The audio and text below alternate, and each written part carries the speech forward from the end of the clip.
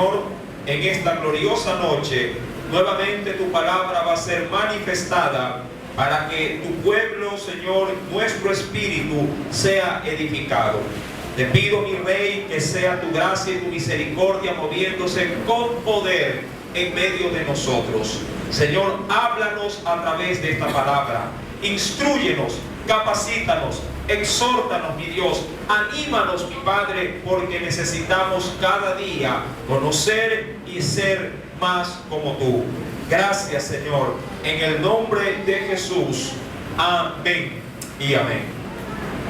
El verso 60 del capítulo número 6 de Juan nos dice: al oírlas, muchos de sus discípulos dijeron: dura es esta palabra, ¿quién la puede oír? Verso 61. Sabiendo Jesús en sí mismo que sus discípulos murmuraban de esto, les dijo: ¿esto os ofende? ¿Qué pudieron escuchar, sí, en este sentido quienes escuchaban a Jesús, para que pudiera el mismo Señor hacerle hincapié a que esto ofendía a los que le oían? ¿Es que acaso, como lo menciona el título de esta porción bíblica que menciona palabras de vida eterna, tendrá acaso algún impedimento? ¿Será algo tan difícil de vivir que el Señor de alguna manera trata, sí, de convencer a quienes lo oyen? Mis amados hermanos, es menester considerar dos preguntas para esto. Sí, la primera que yo me hice al texto fue esta: ¿por qué las palabras de vida eterna dadas por Cristo, siendo tan beneficiosas para nosotros, nos resulta tan difíciles de aceptarlas en nuestras vidas? Y segundo, ¿acaso Jesús nos dejó un mensaje inaceptable e imposible de ponerlo, sí, en práctica? Mi amado hermano, al ir al texto bíblico, si vamos por favor a Juan capítulo número 6, acompáñeme por favor, sí, al versículo número 41 del mismo capítulo de Juan capítulo 6. Murmuraban, dice la Biblia, entonces de él los judíos, porque había dicho: yo soy el pan que descendió del cielo. ¿Se acuerda de esa enseñanza el domingo anterior? Jesús se había presentado como el verdadero pan que venía a saciar el hambre de la humanidad. Y ese mensaje ofendía de hecho a muchos judíos.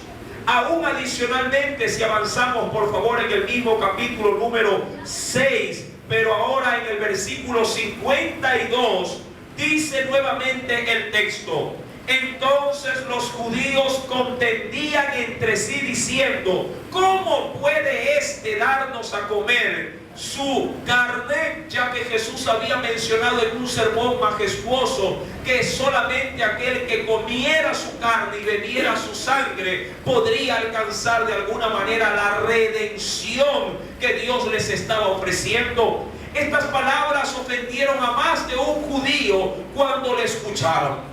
Mas sin embargo, para sorpresa nuestra, sí, y de ahí he sacado estas dos preguntas, cuando uno va al versículo 60, no son los judíos los que se asombran, sí, de las palabras de Jesús y murmuran. Si bien es cierto, quienes rodeaban a Jesús eran judíos, había una característica muy particular en este tipo ya de criterios o pensamientos.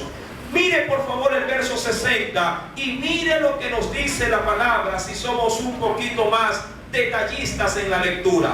Al oírlas, dice, muchos de quienes, mis amados hermanos, ya no dice de los judíos en general, entendiendo que una gran multitud se acercaba constantemente a Jesús para recibir tanto sus milagros como su palabra. Pero para sorpresa de Jesús, dice el verso 60, ahora eran sus discípulos, sus seguidores, los que habían decidido seguir al Maestro. Entendamos que Jesús no solamente contaba con 12 apóstoles de entre todos los discípulos, había así un grupo de 70 que le seguía constantemente. Hombres y mujeres servían a la causa del Señor. Pero, mi querido hermano, en un momento del ministerio de Cristo, es decir, prácticamente casi a un año de que Jesús hubiese ganado mucha fama en medio de los suyos y muchos seguidores, cuando el Señor da este mensaje, muchos decidieron detenerse. Amados hermanos, recordemos el trasfondo bíblico y de ahí la consecutiva estudio que le hemos hecho a la vida de Jesús. Jesús había venido del lago de Genezaret, había llegado a la otra ribera, y el Señor, recuerde, había dado de comer a más de 5,000 personas. Cuando llegó a la otra ribera, muchos le siguieron esperando que el Señor siguiera saciando esas necesidades. Pero es ahí donde Cristo les da un mensaje diferente al inicial que les había dado. No un mensaje distinto, sino un mensaje mucho más contundente para poder dejar marcado, si así se lo quiere ver, de qué manera el Señor quería que la gente se acercara a Él.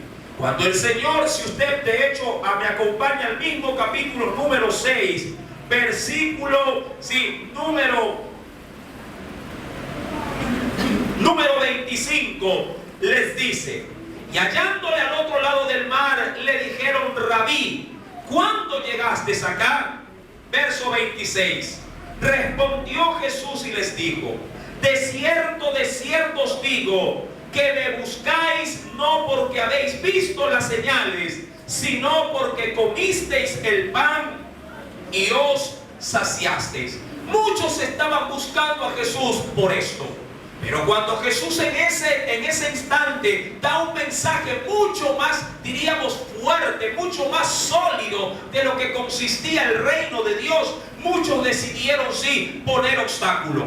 Cuando vamos al verso 60, entonces podríamos bien decir que al oír estas palabras, ¿quiénes? Muchos de sus discípulos dijeron: dura es esta palabra, ¿quién la puede oír? Cuando uno lee el texto, mi querido hermano, puede llevarse una gran sorpresa, porque son los discípulos los que le dicen al Señor: dura es esta palabra, diría, es como una piedra, diría cualquiera, es como de pronto algo inmovible, algo que no se puede romper.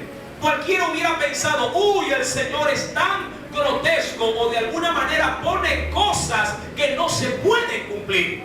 Pero no es así, mis queridos hermanos. De hecho, en esta noche vamos a entrar a estudiar este verso tan fascinante.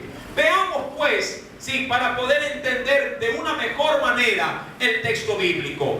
Dice el verso 60: al oírlas, muchos de sus discípulos dijeron: dura es esta palabra, ¿quién la puede oír? Hago dos aclaraciones en el texto. En esta ocasión, tal como lo he mencionado, no eran los judíos los que sentían incomodidad por las demandas de Jesús, sino más bien ¿quiénes? Sus discípulos. Mas ellos, dice la Biblia, dijeron: es difícil aceptar lo que pides, ¿quién podría estar de acuerdo contigo? Si uno quiere ir al original griego de las palabras para poder entender un poquito mejor esto, la Escritura nos dice, mis queridos hermanos, en el versículo número 61, sabiendo Jesús en sí mismo que sus discípulos murmuraban de esto, les dijo: ¿esto os ofende, mis queridos discípulos o hermanos en la fe? Mis queridos hermanos, el término que Jesús, para poder entender murmuración, viene de una palabra griega que se podría bien pronunciar gongosousin, o que también significa en buena ley refunfuñar. Usted ha podido de alguna manera ver a sus hijos cómo van murmurando, van refunfuñando cuando usted los manda a hacer algo. Cuando les dice de algún momento a otro inesperado, ellos viendo el televisor, les dice: oye, anda, cómprame tal cosa. Ellos dirán: pero mamá, que dice, pero van murmurando, van hablando, van haciendo lo que usted le dice, pero van comentando constantemente, durante toda la trayectoria. Lo que implica ese término, mis queridos hermanos, sí, en ese sentido, lo que implica es que Jesús, sí, les trata de decir, refunfuñando, no pueden ser mis discípulos. Y esto nos da a nosotros una gran advertencia, mis queridos hermanos. Usted y yo debemos de entender que para poder servir y seguir a Jesús, debe de haber buen ánimo en nuestros corazones. Jesús quiere disposición. Quiere decir que la labor sea de amor, que sea de una entrega así total, sin poner barreras u obstáculos a la hora de servir. Ahora, ¿en qué consistía básicamente el mensaje de Jesús? Retrocedo, sí, en ese sentido, el texto bíblico para analizarlo. Ellos dijeron, al oírlas, muchos de sus discípulos dijeron, dura es esta palabra, es decir, es difícil aceptar lo que pides.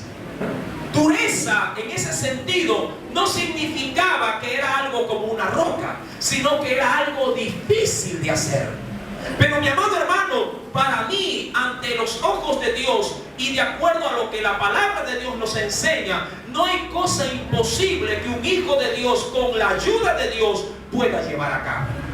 Yo entiendo que hay cosas que se verán duras o difíciles de hacer, pero sabemos que para nuestro Dios, si así le servimos, nada es imposible. Los discípulos, cuando escucharon a Jesús, le dijeron, Señor, pero ¿qué es lo que estás diciendo? ¿Qué es lo que se está enseñando? Recuerde las palabras de Jesús. Acompáñeme al Evangelio de Juan. En el capítulo número 6, Evangelio según San Juan, capítulo número 6, versículo 54 en adelante. Jesús les dice, el que come mi carne y bebe mi sangre, tiene vida eterna, y yo le resucitaré en el día postrero. Verso 55, porque mi carne es verdadera comida y mi sangre es verdadera bebida. Avanzo. El que come mi carne y bebe mi sangre, en mí permanece y yo en él.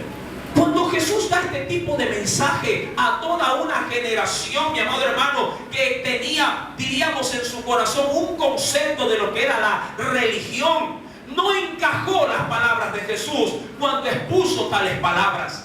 Ellos se sintieron ofendidos porque pensaban en su carnalidad que Jesús era de alguna manera alguien, sí, que estaba fuera de la razón, que estaba loco, proponiéndole comer a ese pueblo su propio cuerpo y a beber su propia sangre.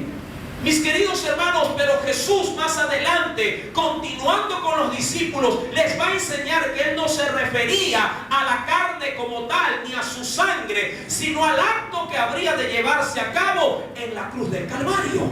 Al celebrar y aceptar el nuevo pacto, sí, de la redención en su carne y en su sangre. Yo sé que para que ellos pudieran entender este mensaje espiritual, necesitaban estar en el espíritu, es decir, necesitaban estar en sincronía con aquel que los había llamado como discípulos. Pero de alguna manera esta primera enseñanza, muy fuerte para muchos en aceptarla, les causó malestar. Y ahora aquí yo quiero extraer algo muy especial para cada uno de nosotros. Muchas veces el Evangelio de Cristo también nos ofende a nosotros, y por esa ofensa muchos no perseveran verdaderamente como discípulos de Cristo. ¿Cuántas veces, mis queridos hermanos, el Evangelio ha sido causa de tropiezo aún para nosotros mismos? Si usted avanza conmigo por un momento, acompáñeme por favor a la primera carta de los Corintios. Primera carta a los Corintios, en el capítulo número 1, en el verso número 18, la palabra de nuestro Dios nos dice: Porque la palabra de la cruz, ¿sí? ¿Qué nos dice? Es locura a los que se pierden, pero a los que se salvan, esto es, a nosotros, es poder, dice ahí, ¿de quién? Es poder de Dios. Analicemos el texto. Recuerden, porque la palabra de la cruz es locura a los que se pierden. Mis amados hermanos, aceptar la cruz no era aceptar algo de dicha. Aceptar la cruz era aceptar el rechazo de una sociedad ya enrumbada, ¿sí? O ya diríamos encaminada en un estilo de vida.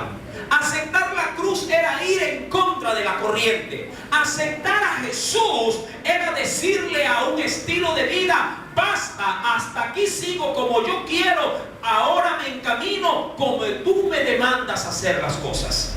Seguir la cruz, seguir a Jesús, es decir, recibir sus palabras, demanda de parte de quienes han decidido servirle, demanda un cambio de vida.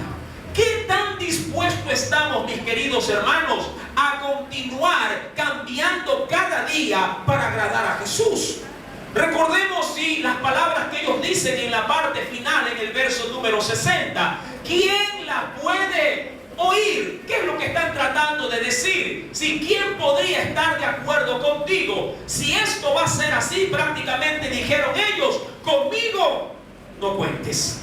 Si esto del evangelio se pone más pesado cada día, Señor, vano ha sido todo este caminar, hasta aquí llegué. ¿Cuánta gente tira la toalla a medio camino, mis queridos hermanos, aún en proyectos personales?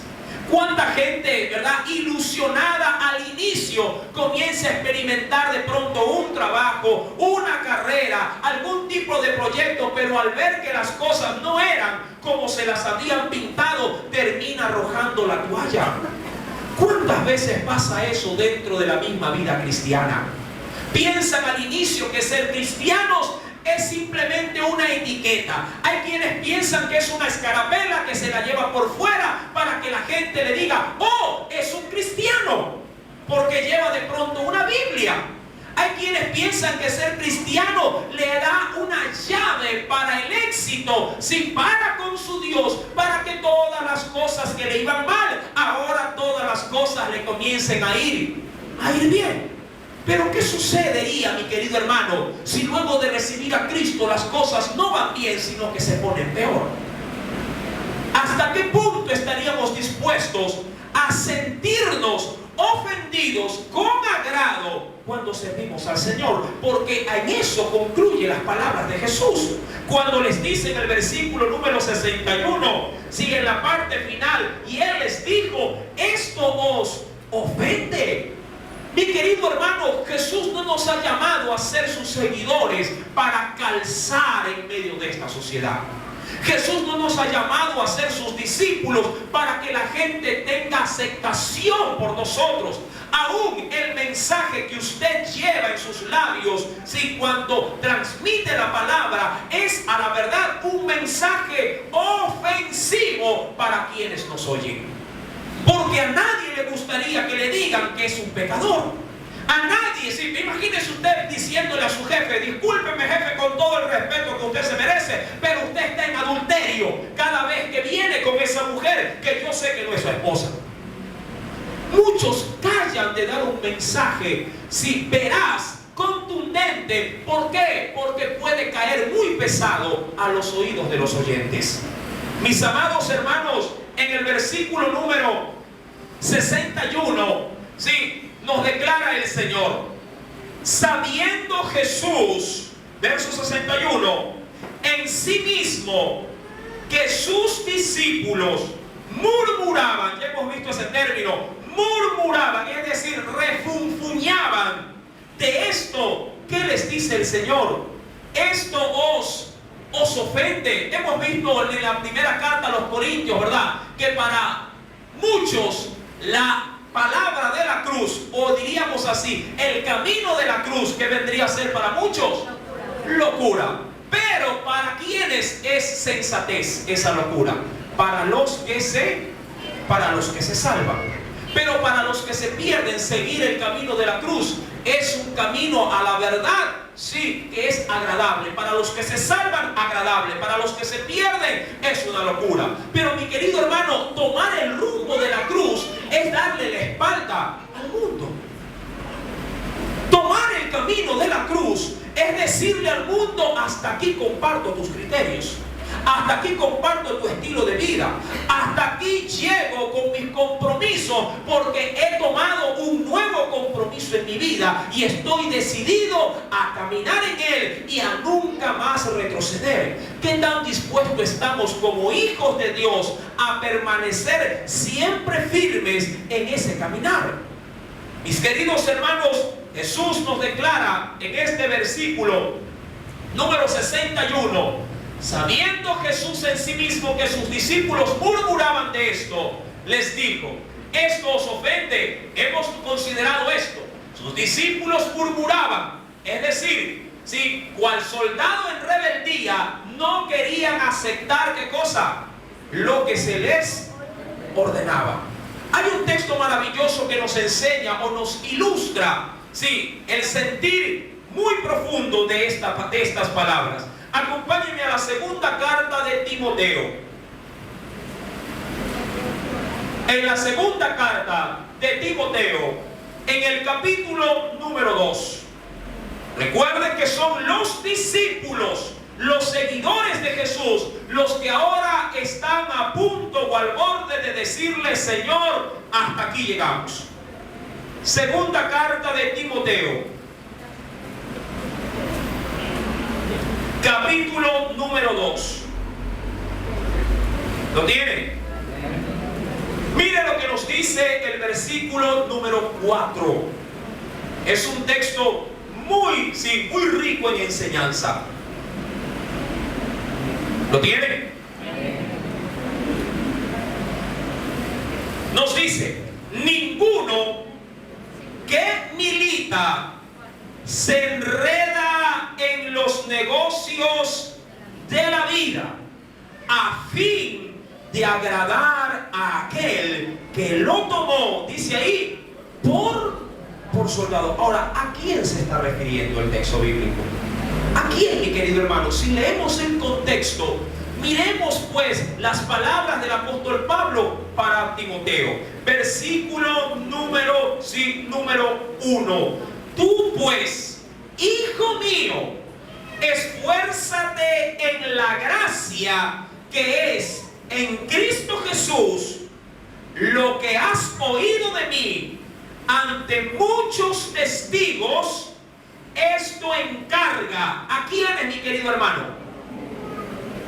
¿Cómo nos considera o cómo desearía el Señor que fuéramos siempre para con Él? Hombres fieles, que sean idóneos para enseñar también a otros. Tú pues sufre penalidades como buen soldado de Jesucristo. Ahora, este texto, mi amado hermano, nos invita ¿a qué en Cristo Jesús? ¿A qué nos invita? A pagar un precio por causa de Jesucristo. Sufrir, mi querido hermano, forma parte de la personalidad de un cristiano.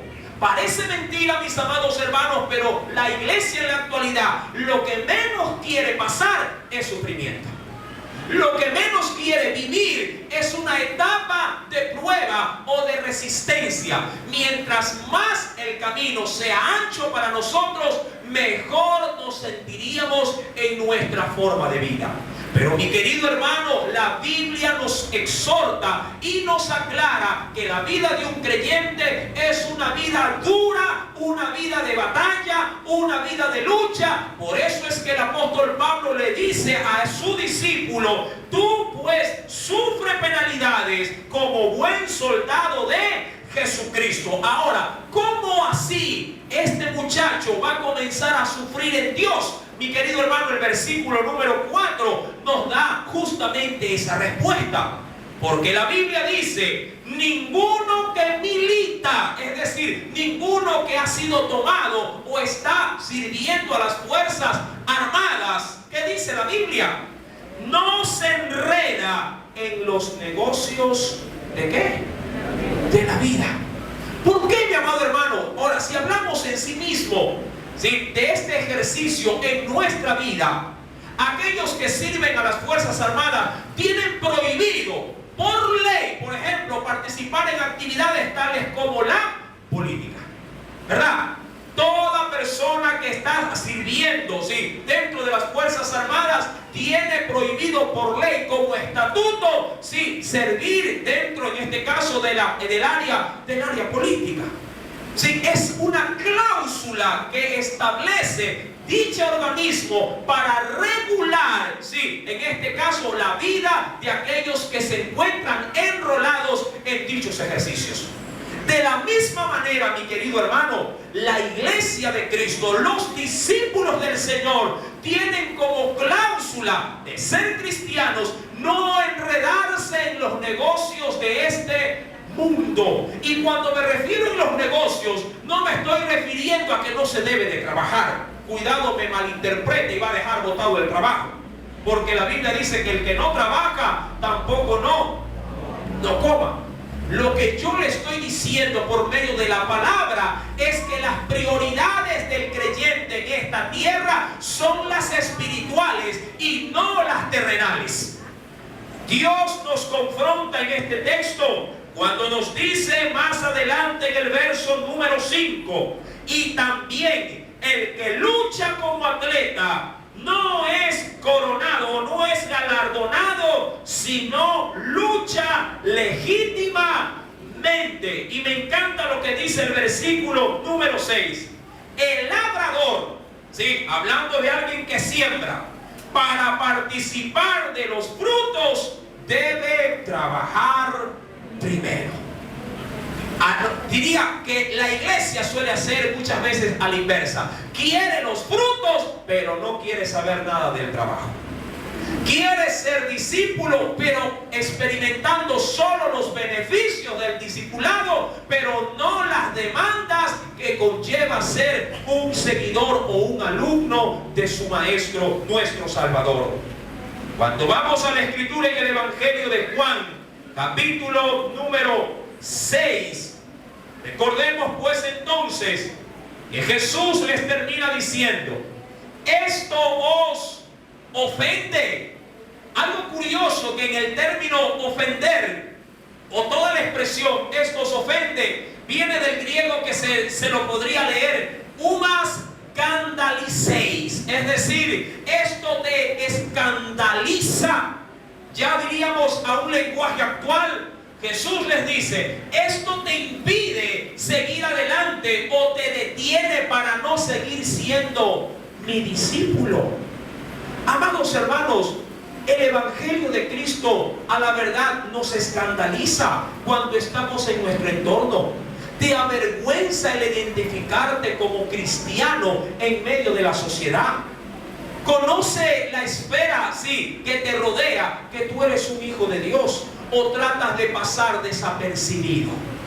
Tratas de pasar simplemente como uno más de aquellos que están en este mundo. Yo creo que es una de las primeras pautas que un creyente debe de dar a conocer para poder por lo menos enrumbarse como un buen discípulo del Señor.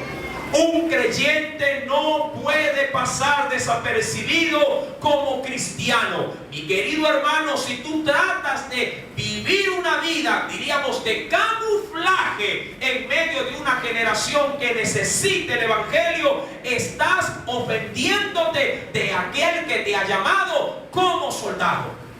Imagínate, mi querido hermano, que tú estás defendiendo una frontera y el enemigo traspasa esa frontera, te roba el territorio, y tú, sabiendo que eres soldado, sabiendo que tienes un arma, sabiendo que puedes usar esa arma para defender tu territorio, simplemente le dejas pasar y le permites que él merme cada vez más el lugar que el Señor te ha llamado a defender.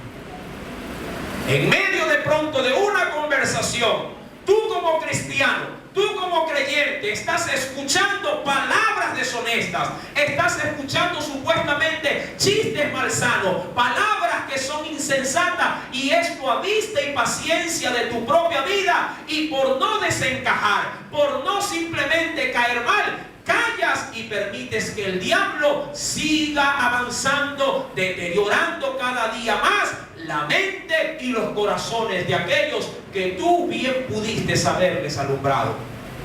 Amados hermanos, no es admisible que un creyente, un discípulo de Cristo, haga que el evangelio del Señor cause tropiezo, porque no queremos identificarnos como los verdaderos hombres y mujeres de Dios que debemos de ser. Nos dice, mis queridos hermanos, la Escritura a la hora de comparar este texto de manera muy similar. Acompáñenme al Evangelio de Mateo. ¿Por qué muchos discípulos prefieren la ofensa antes,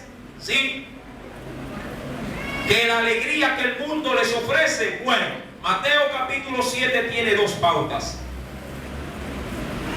Un texto muy conocido, pero de gran bendición también.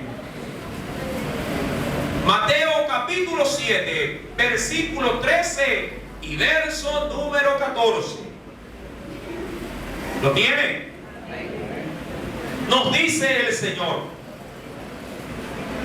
entrad por la puerta estrecha, porque ancha es la puerta y espacioso el camino que lleva a la perdición.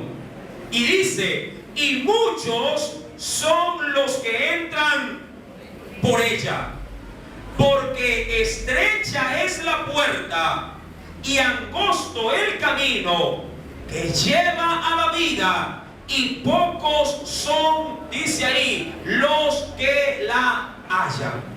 La demanda del Señor en este verso 13 es: entrar por la puerta estrecha. El Señor no es que nos da a elegir la puerta. El Señor nos dice en ese texto es que debemos de entrar por una sola puerta. Amén. A veces el creyente, cuando lee este texto, simplemente lo pone como que si hubiese sido una alternativa: o entremos por la una o entremos por la otra. No, el Señor es claro en su demanda. El Señor nos dice en el verso 13: si van a entrar por una puerta, si son verdaderamente mis discípulos, yo les digo que deben de entrar por la puerta que es estrecha. Amén. Entren por ella. Pero entiendan esto, dice ese mismo texto, en el versículo número 14, que esa puerta, mi amado hermana y hermano, ¿qué nos dice? Porque estrecha es la puerta y angosto el camino que lleva a la vida. Mis amados hermanos, en Jerusalén existían muchos pórticos. De hecho, las puertas de la ciudad, diríamos que servían para la entrada y la salida de todos los mercaderes, de los visitantes y también del pueblo que vivía en dicha ciudad. Mas sin embargo, por las noches, las puertas o los pórticos de las murallas se cerraban, y por la noche se abrían pequeñas puertas para que simplemente, diríamos, aquellos viajeros que no alcanzaban a llegar a la hora pertinente tenían que entrar por portones muy pequeñitos, pero con un riesgo. Ese riesgo era de que si entraban por ahí, la gran mayoría tenía que entrar, pero ensuciarse en tales puertas, ya que dichas puertas servían también para que entren los viajeros, las vacas, las ovejas, las terneras y todo animal que se comercializaba dentro de la ciudad. Mis queridos hermanos, cuando el Señor dijo algo similar como esto, que era más fácil que en el reino de Dios entre, mi querido hermano, un camello que un rico por el ojo de una aguja, se refería justamente a este tipo de puertas. Los ricos, aquellos que tenían ganancia, no iban a pasar por puertas como estas, sino se les abría las grandes puertas de la ciudad para entrar con pompa y aplausos dentro de ella. Pero los que tenían necesidad y corrían riesgo se aventuraban a ingresar por estas puertas tan estrechas, sin importar la suciedad del camino, sin importar las manchas que podían pegárseles a sus atuendos. Cuando Jesús nos dice, entrad por la puerta estrecha, nos está invitando, mi querido hermano, a ensuciarnos la ropa, a ensuciarnos los pies, es decir, a pagar un precio para servir y seguir al Cristo de la gloria. ¿Estás dispuesto a entrar por esa pequeña puerta? El Señor les dice a los suyos, esto os ha ofendido. En el versículo del mismo capítulo número 6 de Juan, el Señor les aclara diciendo, versículo número 63, el Espíritu es el que da vida. Pero recuerde, la gente no buscaba al Señor para recibir lo espiritual, sino para recibir lo material. Verso 63, el Espíritu es el que da vida. La carne, es decir, lo que puedan obtener para su carne, para nada aprovecha. Las palabras que yo os he hablado son espíritu, dice ahí, y son vida. Avanzo un poquito más. En el versículo número 66 dice, desde entonces muchos de sus discípulos volvieron atrás y ya no andaban con él. Amados hermanos, andar con Jesús, identificarse con Jesús, tiene demandas. Seguir a Cristo, mi querido hermano, no es cosa sencilla. Sí, aceptar su voluntad en nuestra vida es dejar atrás un sinnúmero, mi amado hermano, sí, de tradiciones, diríamos aún inclusive de prácticas que bien pudieran ser aplaudidas en el mundo, pero son ofensivas dentro del cuerpo de Cristo. Recuerde que mucha gente, como lo declara el mismo Evangelio de Juan en el capítulo 3, sí, nos dice que muchos no vienen a la luz, no vienen a Cristo, no se identifican como discípulos del Señor porque no quieren que sus obras sean reprendidas. Acompáñenme rápidamente, por favor, al Evangelio de Juan. En el capítulo número 3, verso número 20.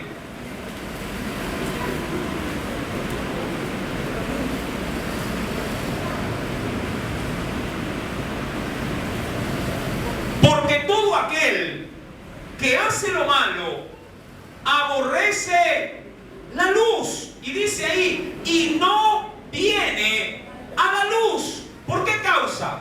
Para que sus obras no sean reprendidas. Verso 21, mas el que practica la verdad viene a la luz para que sea manifiesto o para que se dé a conocer que sus obras ya no son en su carne, sino que dice la Biblia que sus obras son hechas ¿de dónde?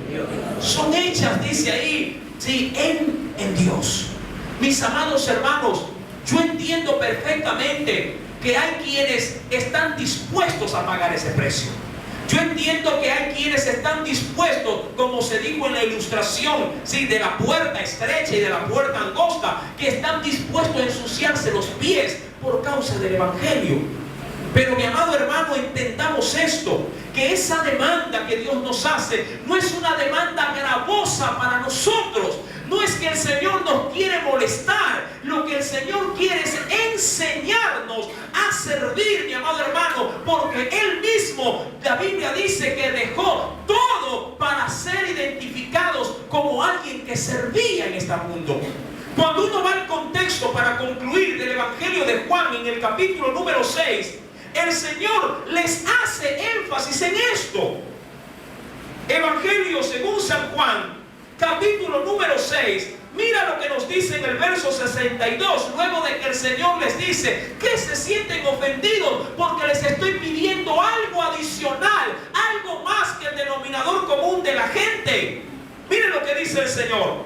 Verso 62. Pues, ¿qué? Dice ahí, pues, ¿qué si viereis al Hijo del Hombre subir? Dice, ¿dónde o a dónde estaba primero? ¿Qué es lo que el Señor les está tratando de decir? Luego de que los exhorta, luego de que los confronta diciéndole, ¿por qué se sienten ofendidos por aquella causa que les estoy diciendo de que deben de dar algo más para ser mis discípulos? Y el Señor les dice en el verso 62, pues que acaso si ustedes me hubiesen visto, les está diciendo, de dónde yo he venido o a dónde voy a ir, yo les aseguraría que no les importaría renunciar a todo y sentirse orgullosos por lo que les estoy diciendo que hagan. Mis amados hermanos, bien podría yo entender este texto tal cual como cuando una madre le dice a su hijo en reiteradas oportunidades, sí, que se coma toda la comida, o que a su vez estudie y persevere constantemente haciendo los deberes. Yo sé que eso al inicio al muchacho le va a causar de pronto soberbia, le va a causar daño, le va a causar malestar, e inclusive va a renegar, va a refunfuñar, pero cuando se gradúe y encuentre un trabajo acorde a su esfuerzo, ese muchacho o ese adulto va a agradecer a quien le hizo la vida de cuadrito, porque sabía muy bien que si no lo hacía, quien terminaba perjudicado era él mismo. De la misma manera hace el Señor con nosotros. De la misma manera el Señor nos está hincando en esta noche, diciéndonos, mira, esfuérzate, mira, predica mi palabra, mira, ensúciate un poco las manos, porque a la verdad, al término de todo esto, habrá recompensa para los que son mis discípulos. Habrá galardón para aquellos que se han identificado con esa palabra que para el mundo significa locura, pero que para aquellos que se salvan es una gran sensatez, la palabra de la cruz. Jesús les dice a los suyos, dice en el verso número 62, pues que si viereis al Hijo del Hombre subir a donde estaba primero, es decir, si ustedes me hubieran visto en el sitial en que yo estaba, si ustedes simplemente hubieran sabido, sí, que me sentaba a la diestra de mi Padre, sí, al igual que Dios gobernando el universo, pero lo he dejado, ¿para qué? Para identificarme con ustedes. ¿Por qué ustedes no quieren identificarse conmigo? Mi querido hermano, ¿por qué te resulta tan difícil, tan duro identificarte con Jesús? ¿Por qué te cuesta tanto, mi querido hermano, como lo mencioné ya en reiteradas oportunidades? Te cuesta tanto ensuciarte un poco las manos. ¿Por qué nos cuesta tanto, mi querido hermano, doblar nuestras rodillas en nuestros hogares?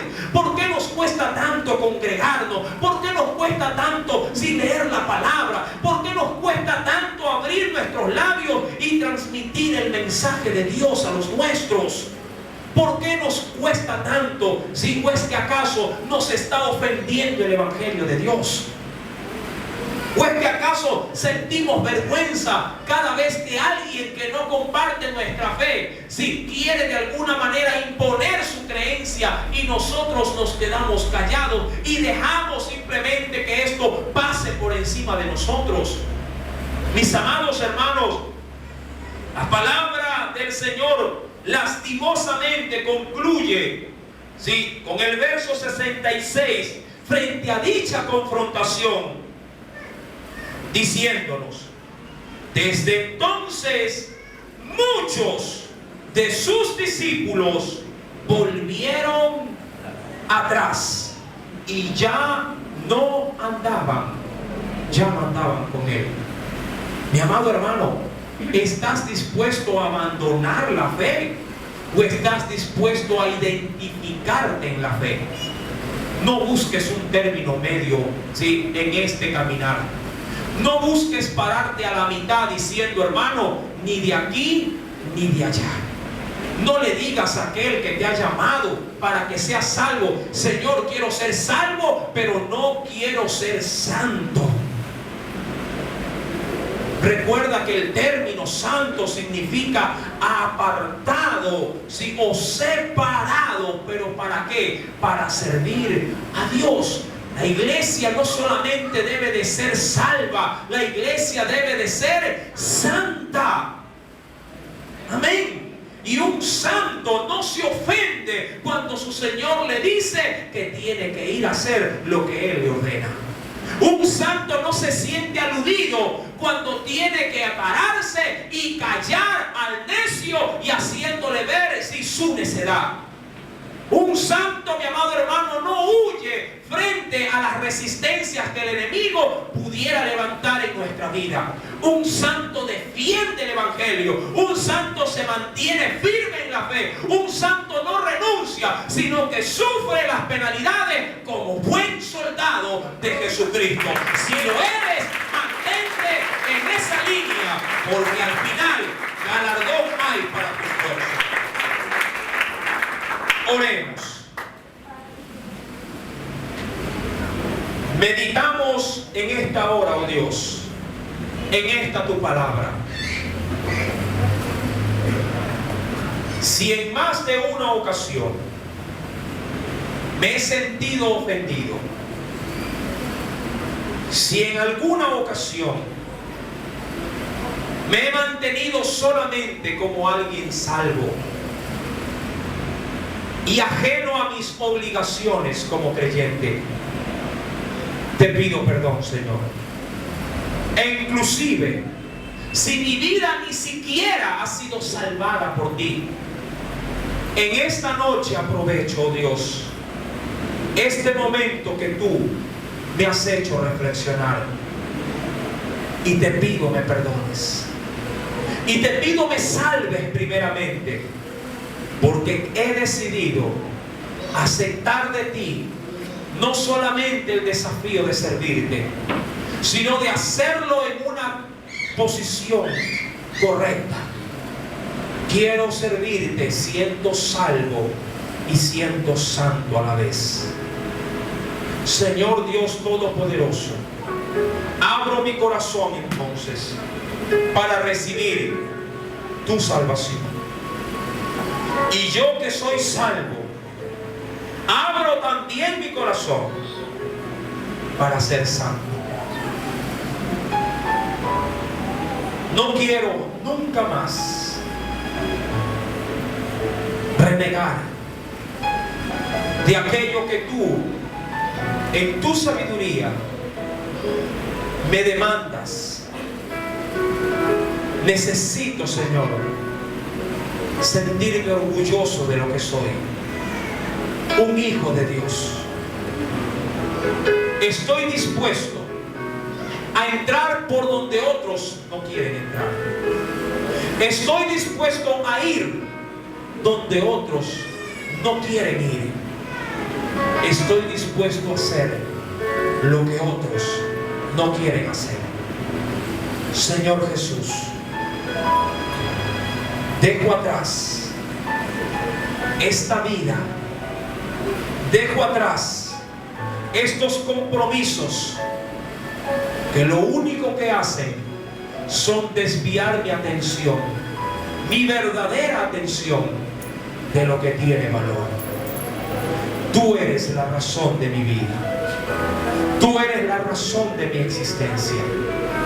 Me abandono, oh Dios, en tu espíritu. Guíame, Señor, a la verdad. Guíame a la santidad. Guíame, Señor amado, porque quiero entrar, quiero identificarme contigo desde ahora hasta siempre, en el nombre de Jesús. Amén y amén. Que el Señor nos bendiga. Un fuerte aplauso.